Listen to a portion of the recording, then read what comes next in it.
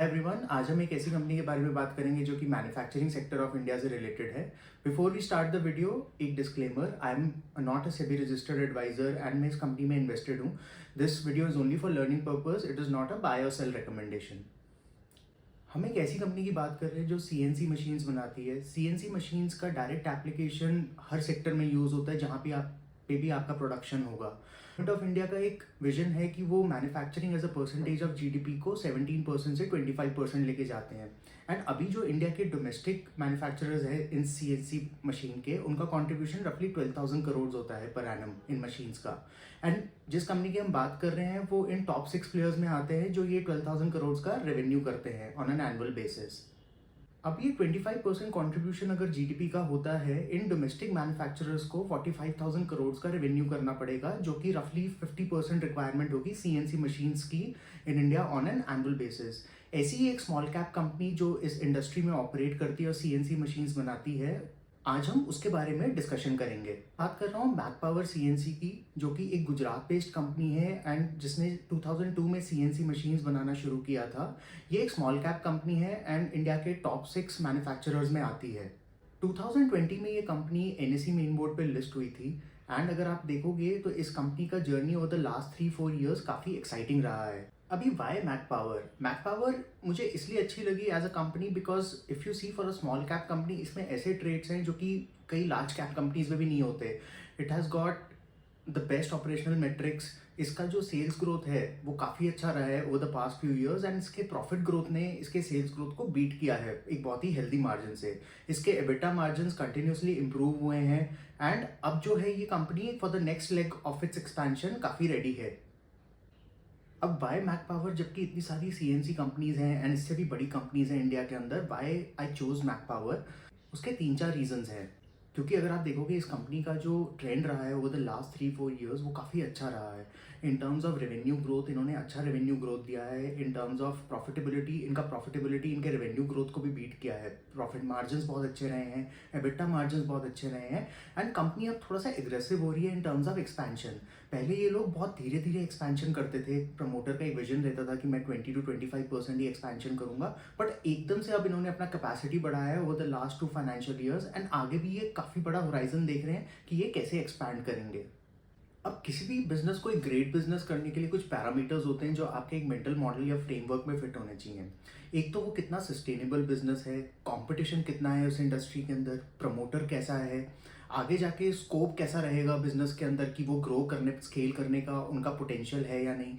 And सबसे बड़ी चीज़ है कि ग्रोथ जो है वो एट द कॉस्ट ऑफ हमारे प्रॉफिट्स आएगी या हम उसके बिना भी ग्रो कर सकते हैं कि अपने प्रॉफिट्स को रिटेन करके आगे भी ग्रो कर सकते हैं। हम इन मेंटल मॉडल्स में फिट करेंगे कि मैक पावर का जर्नी कैसा रहा है over the last 3-4 financial years and then we will try to build a thesis and antithesis कि why it can be a good potential company और क्या क्या इसके रिस्क हैं आगे जाके। हम मैक पावर की जर्नी को FY22 से एक बार एनालाइज करने का देखेंगे कि आज वो करंट स्टेज पे कैसा दिखता है। FY22 में कंपनी ने नेक्सा डिवीजन को इंट्रोड्यूस किया, जो कि हाई एंड मशीन्स बेचने के लिए इन्होंने एक सेल्स टीम बनाई और बाकी सर्विस टीम बनाई।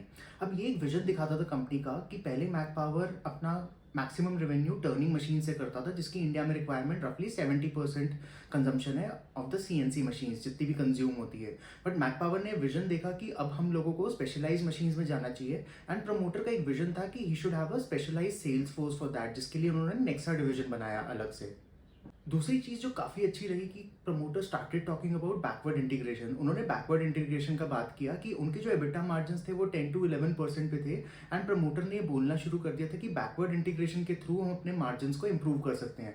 यानी कि जो हम प्रोडक्ट्स पहले बाहर से लेते थे, वील स्टार्ट प्रोड्यूसिंग देम, जिससे हमारा कॉस्टिंग रिड्यूस होगा, जो डायरेक्टली मेरे मार्जिन को इम्पैक्ट करेगा। मतलब मेरे सेल्स ग्रोथ तो होगा ही होगा, लेकिन जो मेरा मार्जिन में जो इंप्रूवमेंट आएगा उससे मेरा प्रॉफिट ग्रोथ और ज्यादा होगा। तीसरी चीज जो कंपनी ने ये भी अनाउंस की कि ये लोग अपने प्लांट्स में डीबॉटलनेकिंग करके एंड थोड़ा बहुत केपेक्स करके अपना जो कैपेसिटी है, जो अभी एग्जिस्टिंग कैपेसिटी 1200 मशीन्स का है, उसको 1500 मशीन्स तक लेके जाएंगे, जो कि FY23 के एंड तक एग्जीक्यूट हो जाएगा। यानी कि अप्रैल 2023 में इनके पास 1500 मशीन्स प्रोड्यूस करने की कैपेसिटी होगी। अब अगर हम FY23 की बात करें, जब कंपनी ने अपना कॉन कॉल किया at the end of H1 in FY23, जो 2-3 चीज़ें काफ़ी इंटरेस्टिंग लगी जिसके बारे में मैनेजमेंट ने बात किया वो ये था कि एक तो उन्होंने अपनी एम्प्लॉय स्ट्रेंथ बढ़ा दी थी। विच शोड कि मैनेजमेंट अब आगे का बिजनेस प्लान कर रहा था। दूसरी चीज़, इन्होंने अपना एक रोबोटिक डिवीजन स्टार्ट किया। ये जो है फैसिलिटी, ये टीयर 1 टीयर 2 टाउन्स में जो कंपनीज हैं, जो बड़ी कंपनीज हैं जिनके टू इम्प्रूव प्रोडक्टिविटी, उनको देंगे। विच showed that the management was really aggressive in terms of R&D वगैरह ऑल्सो। तीसरी जो बड़ी चीज़ थी, मैनेजमेंट ने बताया कि गुजरात गवर्नमेंट के थ्रू उन्हें एक लैंड पार्सल ऑफर हुआ है जहाँ पे वो आगे जाके केपेक्स इतना कर सकते हैं कि वो लोग 2000 मशीन से सीधा 8000 मशीन्स पे पहुँच सकते हैं, एंड ये लैंड उन्हें शायद एक बहुत नॉमिनल कॉस्ट पे मिलेगा। चौथी चीज़ जो एक और पता चली कि अब company started talking about margin expansion, कि हम लोग 4 या 5% मार्जिन एक्सपेंशन यहाँ से अपना इजीली कर सकते हैं। And they also started telling about कि जो HMC मशीन्स वगैरह होती है, जो कि काफ़ी प्रिसीजन मशीन्स होती हैं, the company is also working on developing them. And इन्होंने ये सेल तो ये पहले ही करते थे, but they will start getting more aggressive on that. अब अगर हम FY24 की बात करें, ये इन्फ्लेक्शन पॉइंट था मैक पावर की हिस्ट्री के अंदर। अगर आप Q2 का कॉल देखोगे, इसके अंदर इन्होंने एवर हाईएस्ट रेवेन्यूज किए Q2 के अंदर, एंड इनके जो मशीन डिस्पैचेस थे वो भी एवर हाईएस्ट थे। इसके अलावा इन्होंने एबिटा मार्जिन जो 15%, जो प्रमोटर काफ़ी टाइम से कह रहे थे कि हम 15% रीच कर सकते हैं, they finally reached over there.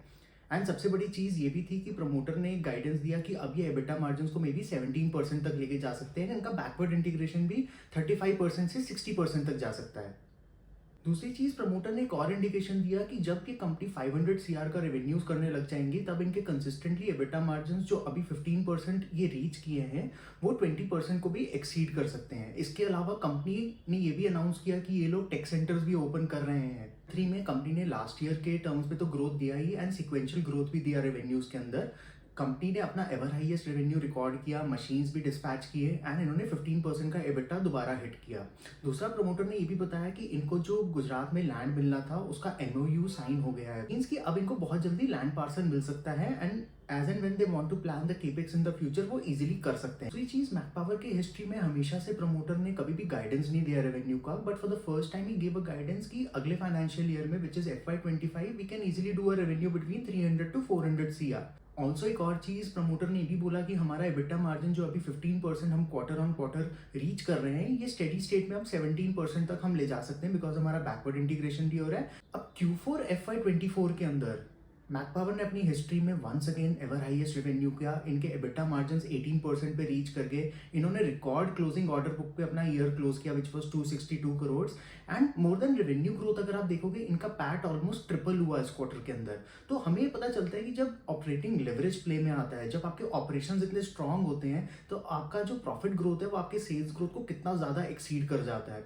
आप अगर इस फाइनेंशियल ईयर को भी पूरा देखोगे, तो इनका जो रेवेन्यू ग्रोथ है वो रफली 20% था, बट इनका जो पैट ग्रोथ था ऑलमोस्ट 90% था। या सब प्रमोटर ने एक और इंडिकेशन दिया कि इन्होंने जो केपेक्स अनाउंस किया था 1500 to 2000 मशीन्स का जो एक केपेक्स अनाउंस किया था, वो जुलाई ऑफ 2024 से अब वो यूटिलाइज होना शुरू हो जाएगा। तो जो कंपनी अभी 1500 मशीन्स पे बैठी है, वो जुलाई ऑनवर्ड्स 2000 मशीन्स के कैपेसिटी पे बैठ जाएगी। ऑल्सो इसी ईयर Q3 Q4 की कॉन कॉल्स में प्रमोटर ने एक और इंडिकेशन दिया that they are exploring JV with an international giant, जो कि हमारी जापानीज जर्मन कंपनीज हैं, जो कि काफ़ी बड़ी CNC मशीन कंपनीज हैं, उनके साथ एक JV एक्सप्लोर कर रहे हैं, ताकि मैक पावर को अगर कोई अपॉर्चुनिटी मिलता है एक्सपोर्ट करने का, दे कैन एक्सप्लोर दैट, या अगर इंडिया में इनको एक्सपेंशन करना है बहुत बड़ा मिलता है, वो भी ये एक्सप्लोर कर सकते हैं। ऑल्सो इन्होंने बैंगलोर में अपना एक R&D सेंटर है, जो कि ये बोल रहे हैं कि वहाँ पे अब ये अपना एक मशीन डेवलप कर रहे हैं, जो कि EMS सेक्टर काफ़ी हॉट है, उसके अंदर 5 axis machine they are developing in house only, जो कि जनवरी 2025 में एक ट्रेड एग्जीबिशन में ये एग्जिबिट करेंगे, एंड अगर वो क्लिक हो गया, देन EMS सेक्टर के ऑर्डर्स भी दे विल स्टार्ट टेकिंग। अभी इस फाइनेंशियल ईयर में हम Q1 रिजल्ट्स जो मैक पावर के आए, वो अगेन काफ़ी अच्छे थे, एंड इन्होंने अराउंड 260-270 मशीन्स बेची। And looking at the projection, ऐसा लगता है कि कंपनी जो है ये साल जो है इजीली अपना 300 करोड़ का रेवेन्यू बीट कर देगी। प्रमोटर ने एक और गाइडेंस दिया कि जो नेक्सा वर्टिकल है, इन्होंने फॉर्म किया था 2 साल पहले, अब उससे ये 12 to 15% टारगेट करेंगे रेवेन्यू का। एंड अभी इनके पास जो ऑर्डर बुक भी है, वो नेक्सा वर्टिकल से रफली 25 to 26% ऑर्डर बुक इनकी नेक्सा वर्टिकल के मशीन से ही है। जो गुजरात गवर्नमेंट से इन्हें लैंड मिलनी है, जिसका MOU साइन हो चुका है, वो इनको नेक्स्ट फाइनेंशियल ईयर के अंदर या इसी फाइनेंशियल ईयर के जनवरी तक इनको वो लैंड मिल जाएगी, तो आगे इनको एक्सपेंशन में कभी प्रॉब्लम नहीं आएगा। तीसरी चीज़, आफ्टर Q1 कॉल कंपनी ने एक और प्रेस रिलीज किया जिसके अंदर इन्होंने बताया कि ये 500 मशीन्स का कैपेसिटी एडिशन अपने एग्जिस्टिंग फैसिलिटी में नेक्स्ट जनवरी में शुरू कर देंगे, जो कि नेक्स्ट फाइनेंशियल ईयर FY26 में इनके पास सिटिंग कैपेसिटी 2500 मशीन्स का होगा। तो promoter is also starting to get very aggressive in terms of expansion. उन्होंने एक स्केल रीच कर लिया है, अब उनको पता है कि वो इजीली एक्सपैंड कर सकते हैं। उसके अलावा इन्होंने 30 to 35 सेल्स स्टाफ भी ऐड किए हैं, जिससे कि इनके लेग्स ऑन द फील्ड बढ़ेंगे टू पिच द मशीन्स। एक और जो काफ़ी इंटरेस्टिंग चीज़ है कि इंडिया के अंदर अभी इन CNC मशीन्स को काफ़ी ज़्यादा डिफेंस कंपनी से भी ऑर्डर मिल रहे हैं because of the governments make in India initiative. तो 200 करोड़ से नीचे जितने भी टेंडर्स हैं उसके अंदर यही कंपनीज हैं इंडिया की जो एलिजिबल है पार्टिसिपेट करने के लिए, जिसके अंदर मैक पावर भी एक कंपनी है। एंड अगर आप इनकी ऑर्डर बुक भी देखोगे उसके अंदर डिफेंस के जो टेंडर्स ये लोग भर रहे हैं वो काफ़ी एग्रेसिवली भर रहे हैं एंड ये हाई एंड मशीन्स हैं। तो अगर everything falls into place and Macpower ने ये अपनी कैपेबिलिटी शो की over the last 2-3 financial years, तो हो सकता है ये 500 CR का जो रेवेन्यू है जो कि हम 2 या 3 साल बाद देख रहे हैं वो उससे भी जल्दी रियलाइज हो जाए। तो ये था थोड़ा सा हिस्ट्री मैक पावर का over the last 2-3 financial years की कैसे कंपनी जो 1200 मशीन्स के कैपेसिटी पे बैठी थी अब वो नेक्स्ट ईयर के फाइनेंशियल ईयर के स्टार्टिंग होने तक 2500 मशीन्स के कैपेसिटी पे बैठ जाएगी। जो कंपनी अभी 1250 मशीन्स बेच रही है उसके पास कितना एवेन्यू है ग्रो करने का over the next 1 to 2 years. आप अगर ये स्नैपशॉट देखोगे इसके अंदर अभी इसमें भी विजिबल है कि इसका जो रेवेन्यू ग्रोथ है ओवर द लास्ट 2-3 ईयर्स और प्रॉफिट ग्रोथ है उसमें काफ़ी गैप है। प्रॉफिट्स में इन लोगों ने एक्सीड किया है एंड अब इनके पास जब स्केल आ गया है तो इनका रेवेन्यू भी 30-35% से इजीली ग्रो कर सकता है over the next 2 to 3 years and इनका जो प्रॉफिट है वो यहाँ से ऑलमोस्ट डबल से ट्रिपल भी हो सकता है ओवर द नेक्स्ट 2-3 ईयर्स। अब आप जब किसी भी कंपनी को इवैल्यूएट करते हो कि वो इन्वेस्टेबल है या नहीं है, before moving on to the valuation आप ये देखते हो कि इस कंपनी से रिलेटेड मेरिट्स क्या हैं और डीमेरिट्स क्या हैं। अगर मेरे मेरिट्स बहुत ज़्यादा आउटवे करते हैं मेरे डीमेरिट्स को, देन हम एक कंक्लूजन पे आ सकते हैं कि perhaps this is investable. But हम कभी भी वैल्यूएशंस को कीप असाइड नहीं कर सकते कि valuations go for a toss. अगर आप मैक पावर की बात करोगे और उसको उसके पीयर्स से, लिस्टेड पीयर्स से भी कंपेयर करोगे जो इस इंडस्ट्री में काफ़ी अनलिस्टेड पीयर्स भी हैं, एक छोटी कंपनी होने के बावजूद इसके one of the best asset turns हैं इंडस्ट्री के अंदर। इसके प्रॉफिट मार्जिन्स या profitability one of the best है। ये डेट फ्री कंपनी है, प्रमोटर काफ़ी रिजिलियंट है एंड प्रमोटर काफ़ी इंटीग्रिटी वाले प्रमोटर हैं। अगर आप इनका पे भी देखोगे या रेम्यूनरेशन भी देखोगे जो ये लेते हैं वो काफ़ी नॉमिनल लेते हैं, ये ऐसा नहीं है। इनका स्किन इन द गेम है, इनका स्टेक काफ़ी हाई है कंपनी के अंदर। इनका जो नेक्सा वर्टिकल है वो इनको हेल्प करेगा कि ये हायर एंड मशीन्स का रियलाइजेशन करे, तो इनका पर मशीन रियलाइजेशन भी आगे जाके बढ़ेगा। तो रेवेन्यू ग्रोथ भी अब 20-25% से मे बी 30-35% तक चला। एक और जो सबसे बड़ी चीज़ है कि ये जो केपेक्स भी करते हैं वो इंटरनल एक्रूवल से ही करते हैं। They are not dependent on any funding और any loan from the banks, वो इंटरनली ही सब कुछ कर लेते हैं।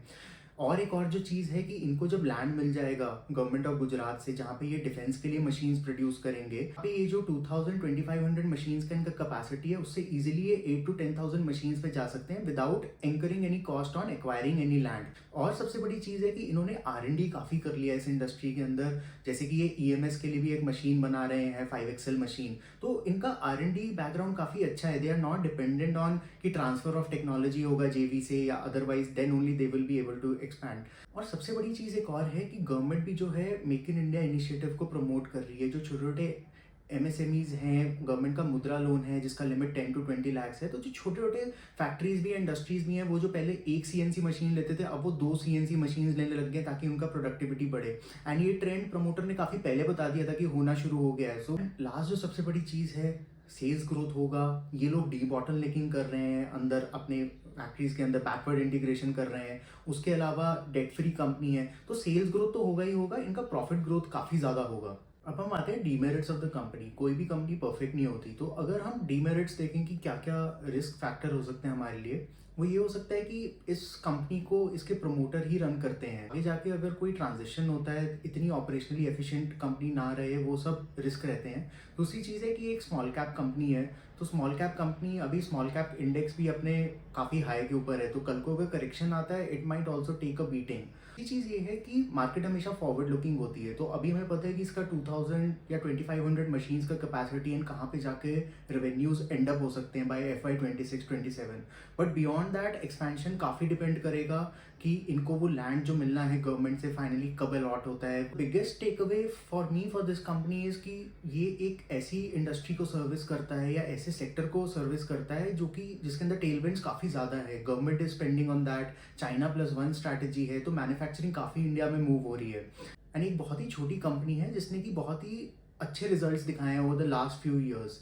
एक प्रमोटर के लिए सबसे अच्छी चीज़ या जो भी बिजनेस मैनेजमेंट रन करती है वो ये होती है कि वो कैपिटल एलोकेटर कैसे रहे हैं। ये काफ़ी अच्छे कैपिटल एलोकेटर रहे हैं। This company also pays a dividend to the minority shareholders. And एक टाइम ऐसा था जहाँ पे प्रमोटर वो रेम्यूनरेशन तो कम लेते ही है, उन्होंने खुद डिविडेंड भी नहीं लिया।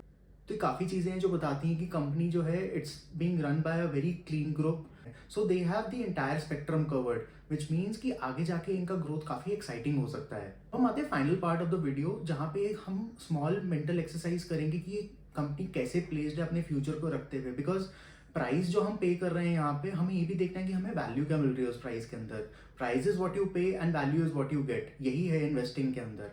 तो अगर हम एक छोटा सा एस्टिमेट लें कि FY 26-27 या FY 27 के अंदर ये कंपनी कहाँ पे हो सकती है, और जो भी मैनेजमेंट ने चीज़ें बोली हैं कि हम 25 लाख का रेवेन्यू पर मशीन रियलाइज कर सकते हैं या हम एबिटा मार्जिन जो हैं वो मोर देन 20% स्टेडी स्टेट में रह सकते हैं, वो सब चीज़ों को। एंड अगर हम ये भी माने कि इन्होंने कोई कैपेसिटी एक्सपेंशन भी नहीं किया 2500 मशीन्स के बाद, तो अगर हम 3 केसेस भी बनाए तो हमें मान सकते हैं कि ये 550 करोड़ का रेवेन्यू इजीली रीच कर सकता है बाय FY 27। और अगर मैं इसको एक 40 का पी मल्टीपल भी दूं, जो कि एक ग्रोथ कंपनी के लिए सस्टेनेबल लगता है, जो अपना पैट ऑलमोस्ट डबल या ट्रिपल कर रहा है इन सच ए शॉर्ट टाइम, तो इसका मार्केट कैप रफली 3200 करोड़ पहुंच सकता है।